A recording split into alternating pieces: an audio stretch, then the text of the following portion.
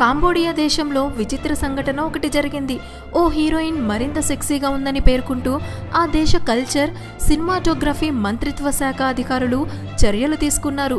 ఈ చర్యల్లో భాగంగా ఓ ఏడాది పాటు ఆ హీరోయిన్ పై నిషేధం విధించారు. దీంతో ఆమె బోరున విలిపించింది. దేశంలో తనకంటే ఎంతో మంది సెక్సీగా ఉన్నారంటూ గగ్గోలు పెట్టింది. తాజాగా వెలుగులోకి వచ్చిన ఈ వివరాలను పరిశీలిస్తే కాంబోడియాకు చెందిన 24 ఏళ్ల డెన్నీ క్వాన్ పలు సినిమాల్లో హీరోయిన్గా నటించి మెప్పించింది. ఆమె నటన కంటే అందచందాలు మరింత సెక్సీగా ఉన్నాయి. దీన్ని నిశితంగా చూసిన ఆ దేశ సాంస్కృతిక శాఖ అధికారులు ఆమెపై ఏడాది పాటు నిషేధం విధించారు. క్వాన్ కోడ్ ఆఫ్ కండక్ట్ను ఉల్లంఘించిందని ఆరోపించారు.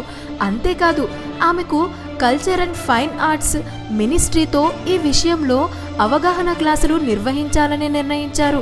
దీనిపై డెనీ క్వాన్ స్పందించారు. కాంబోడియాలో బోల్డెంత మంది సెక్సీ ఆర్టిస్టులు ఉన్నారు. షూటింగ్ సమయంలో కొందరు నాకంటే బోల్డ్గా వ్యవహరిస్తుంటారు అని క్వాన్ పేర్కొంది.